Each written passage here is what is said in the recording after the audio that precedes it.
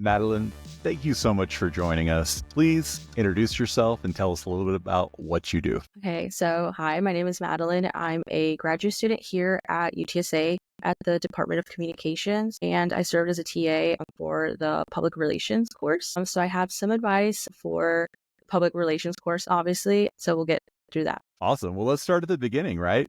That first assignment, we have the audience research summary where people are doing their surveys and they're doing real quantitative and qualitative research. Can you give us some advice about that? Yeah, I would say for the audience research summary, we basically just need a few sentences summarizing each survey. We're not expecting obviously hundreds of surveys, especially in a course that's either in person or online. I feel like it's very difficult and some students may feel overwhelmed thinking that they need to get so much. But again, for the audience research summary, we just need to summarize your survey results. If you did some interviews, just give some quotes from some interviews that the people have said just to include in that research summary. The interviews are so important and they take time. So planning ahead is critical.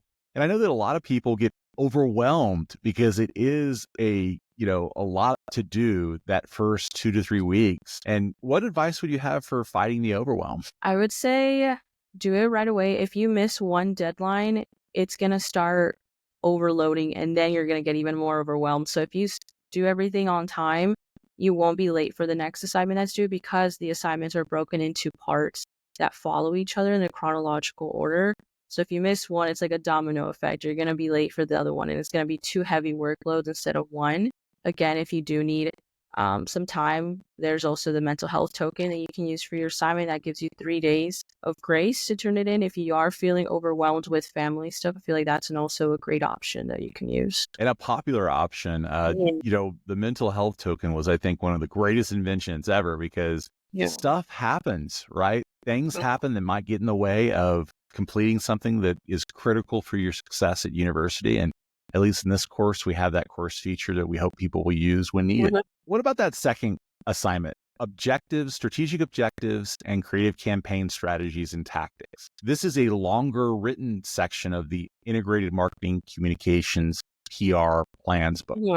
I would say for the strategic objectives, we would have to definitely go to, if you haven't contacted your nonprofit or if they don't answer, go on their website, look at who they are, what they do. But I would say contacting them would be the easiest or the most helpful way, I would say, to try to do the strategic objectives. One of the most mistakes I see is they don't do them two separate things, the strategic objectives and then the strategic tactics and all that. They put them in one, but not doing it correctly, if that makes sense. Or they just do the objectives of what they want to do. Like, I want to help this nonprofit earn $10,000 in 4 months. We kind of wanted something that's realistic, I would say, in your objectives, nothing too out of the ordinary and crazy, but also separating the two as well. So I think that would be the most. I do see some a little unrealistic objectives for the nonprofit, and so we have to pay attention to how big this nonprofit is. Is it a small one? It's not a big known one here in San Antonio. We have to be realistic in that there's going to be bigger nonprofits near them. Then, okay, let's try to figure out in smaller ways, but that will be helpful for that nonprofit. And that would be a good objective to have and realistic. Good. And I'm thinking in terms of the creative campaign strategies and tactics, we want creativity there.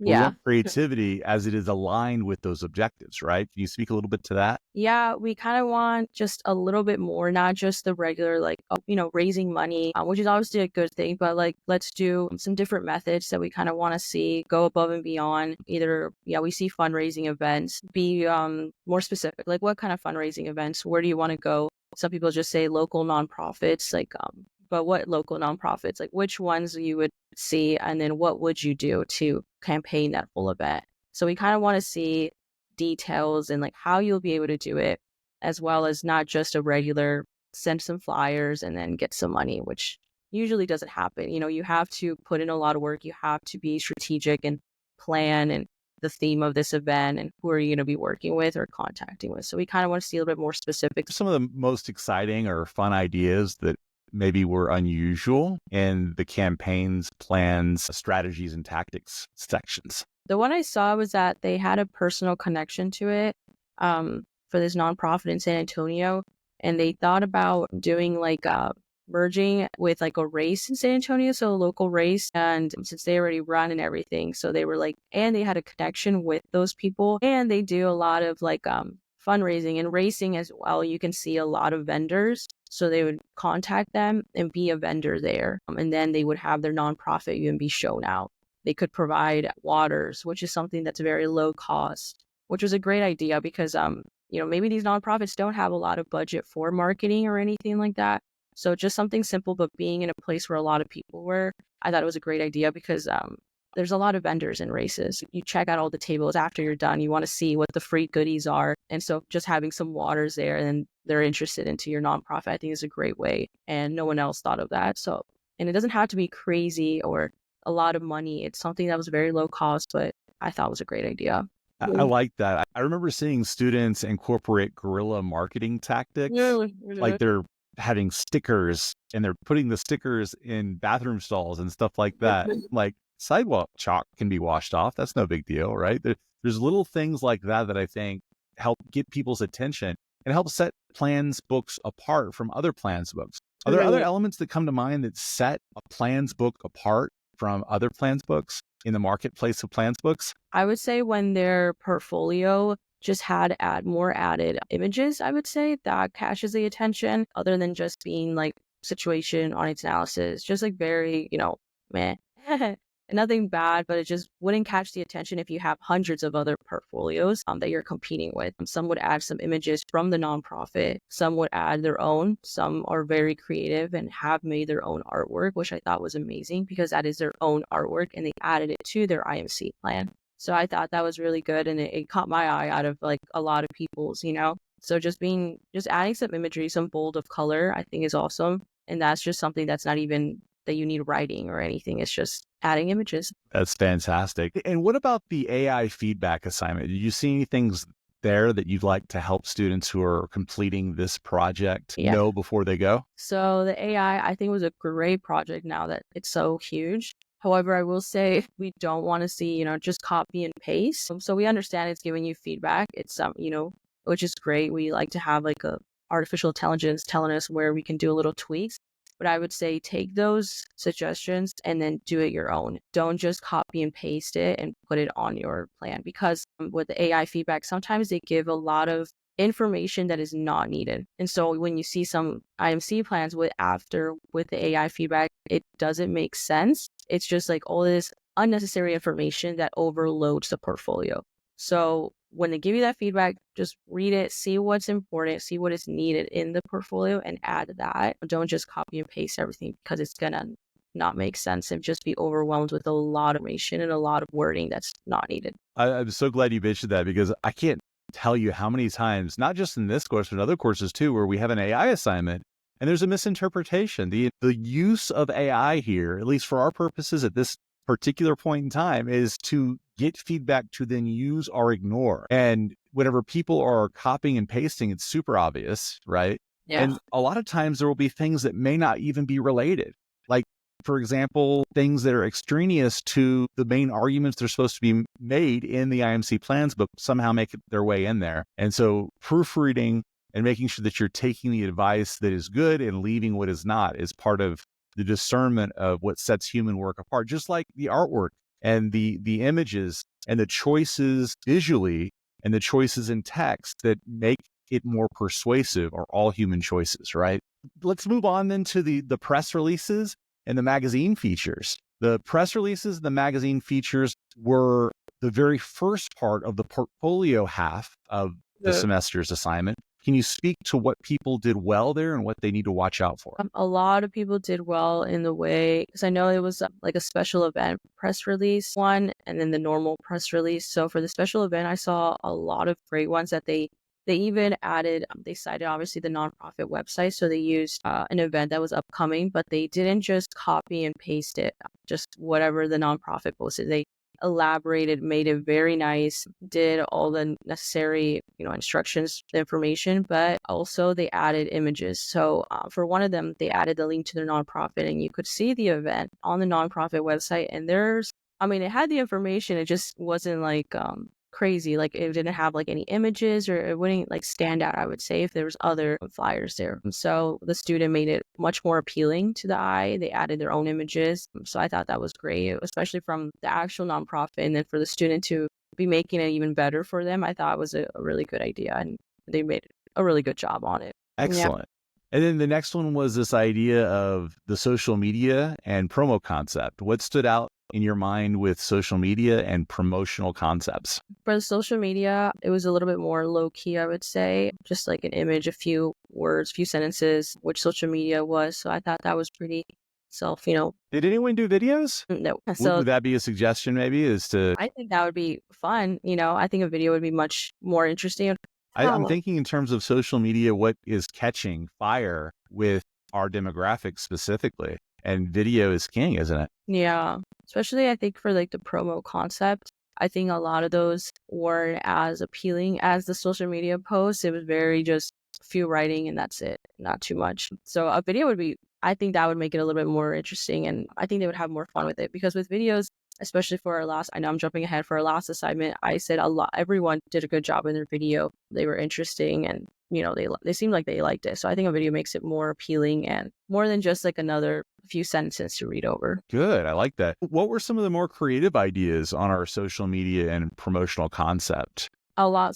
I had like one or two students that did more than one. So I thought that was really interesting. One of them was just like a very black and white few sentences. And then the other one was also black and white, but they added images and then links to like the nonprofit, and then another link to where the event was going to be or something like that. I can't remember exactly, but they had all this other information that wasn't in the rubric that you didn't have to add, but they added it. So I thought it was interesting because I was going to click on it and see what these links were, and it brought me to those places. So I thought that was really interesting, and it just stood out. And they were more realistic because they had a real event. And we encourage real events as much as possible and reality as much as possible, so that whenever you're sharing your content portfolio with potential employers or potential clients, you can talk about the success of those events and of the actual PR strategies, right? Yeah. And I know some students, they didn't have like a real event to go for. So I know that was a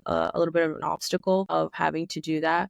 But I will say, if you didn't have one, it was just try to make one that you could, or look at an older one. Even if it wasn't a new one that was upcoming, you can try to find like maybe an old one, even if it's really old. And if that's your only option, you can always use that instead of just making up one, I would say. But I know that was difficult for some students when their nonprofits aren't as big as other ones, and there wasn't that many, press releases or events that was happening. It was very low key, but yeah.